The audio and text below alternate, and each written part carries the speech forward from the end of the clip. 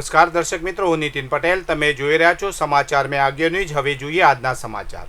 જાહેર વહીવટમાં શ્રેષ્ઠતા માટે પ્રધાનમંત્રી પુરસ્કારો 2025 સંદર્ભે મહેસાણા જિલ્લાની મુલાકાતે આવેલા કેન્દ્ર સરકારના અધિકારીઓની 2 સભ્યોની ટીમે પ્રથમ દિવસે મહેસાણા જનરલ હોસ્પિટલની મુલાકાત લીધી હતી, જેમાં ભારત સરકારના મહિલા અને બાળ વિકાસ મંત્રાલયના નિયામક ભાસ્કર અને ટેક્સટાઇલના નિયામક શ્રી પૂર્ણેશ ગુરુરાનીએ મહેસાણા જનરલ હોસ્પિટલના મુખ્ય તબીબી અધિકારી તેમજ મેડિકલ ઓફિસરો સાથે મહેસાણા જિલ્લામાં ચાલતા જુનેવાઇલ ડાયાબિટીસ પ્રોજેક્ટ સંદર્ભે વિગતવાર ચર્ચા કરી હતી.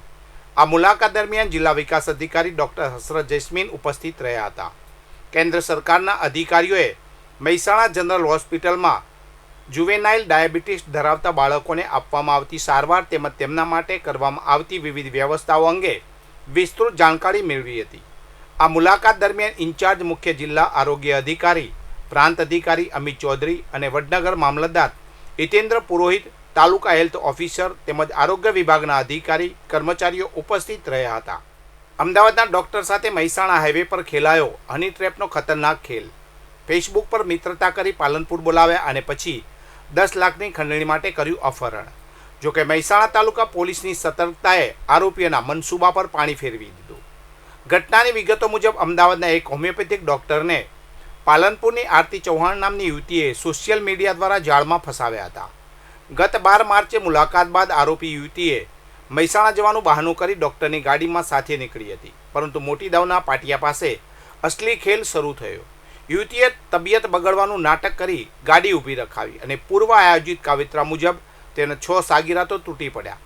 ડોક્ટરને બળાત્કારના કેસમાં ફસાવી દેવાની ધમકી આપી 10 લાખ રૂપિયાની માંગણી કરવામાં આવી હતી. આ દરમિયાન હાઈવે પર પેટ્રોલિંગ કરી રહેલી મહેસાણા તાલુકા પોલીસની ટીમે શંકાસ્પદ ગાડી જોઈ તપાસ કરી અને આખી ઘટનાનો પર્દાફાશ થયો. પીઆઈ અને તેમની ટીમે તાત્કાલિક કાર્યવાહી કરી ડોક્ટરને મુક્ત કરાવ્યા અને તમામ 7 આરોપીઓને ઝડપી પાડ્યા છે. બનાસકાંઠા જિલ્લાના પાલનપુર નગરપાલિકાની છેલ્લી સાધારણ સભામાં વિપક્ષે વિકાસ કાર્યોમાં ભ્રષ્ટાચારના ગંભીર આક્ષેપો કર્યા હતા. વિરોધ પ્રદર્શિત કરવા માટે વિપક્ષના સભ્યોએ સભામાં નકલી નોટો ઉછાળી હતી. આ સભામાં સત્તાધારી પક્ષે પોતાની બહુમતીના જોરે વિવિધ વિકાસ કાર્યોને મંજૂરી આપી હતી. જો કે વિપક્ષે આ કાર્યોમાં મોટા પાયે ભ્રષ્ટાચાર થયો હોવાનો દાવો કર્યો હતો. બનાસકાંઠા જિલ્લા મેજિસ્ટ્રેટ દ્વારા બહાર પાડવામાં આવેલા જાહેરનામાના અમલીકરણ માટે પાલનપુર એસઓજી પોલીસની ટીમ ડીસા રૂરલ વિસ્તારમાં પેટ્રોલિંગમાં હતી. આ દરમિયાન રસાણા ગામના પાટિયા પાસે આવેલી હોટલ બજરંગ આઈ માતા ખાતે તપાસ હાથ ધરતા નિયમોનું ઉલ્લંઘન થતું હોવાનું સામે આવ્યું હતું. પોલીસે હોટલમાં કાર્યરત રસોઈયા અને વેઇટરની નોંધણી બાબતે પૂછપરછ કરી હતી, પરંતુ સંચાલક પાસે કોઈ આધાર પુરાવા કે રજિસ્ટર મળી આવ્યું ન હતું. તપાસ દરમિયાન રાજસ્થાનના સિરોહી જિલ્લાનો એક યુવક ત્યાં વેઇટર તરીકે કામ કરતો મળી આવ્યો હતો. હોટલ સંચાલક ઈશરારામ ભંબરારામ પ્રજાપતિ, રહેવાસી અમરપુરા, સિણંદરી, જિલ્લો બાલોતરા, રાજસ્થાન, હાલ રહેવાસી હોટલ બજરંગ આઈ માતા રસાણાએ આ કર્મચારીના ઓળખના પુરાવા મેળવ્યા ન હતા કે રજિસ્ટરમાં તેની કોઈ નોંધ કરી ન હતી.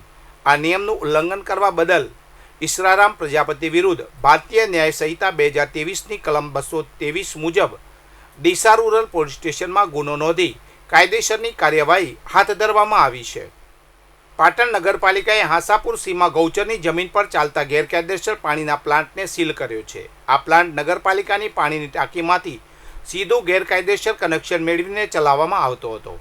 પાલિકાના સદસ્ય રમીલાબેન ઠાકોરના સાગીરત દ્વારા આ પ્લાન્ટ ચલાવી પાણીનો વેપાર થતો હોવાનું ખુલ્યું હતું. બનાસકાંઠા જિલ્લાના ધાનેરા તાલુકાના નેનાવા ગામ પાસે ગત તારીખ 12 માર્ચ મોડી રાત્રે ખાનગી લક્ઝરી સ્લીપર બસમાં ભીષણ આગ ફાટી નીકળતા ચકચાર મચી ગઈ હતી. રાજસ્થાનથી ગુજરાત તરફ આવી રહેલી આ બસમાં લાગેલી આગ એટલી વિકરાળ હતી કે તેમાં એક મુસાફરનું ઘટના સ્થળે જ કમકમાટે ભર્યું મોત નીપજ્યું હતું, જ્યારે અન્ય 6 જેટલા મુસાફરો ગંભીર રીતે દાઝી ગયા છે. વધુ સમાચાર માટે જોતા રહો સમાચાર મેં આગ્યો ન્યૂઝ. નમસ્કાર.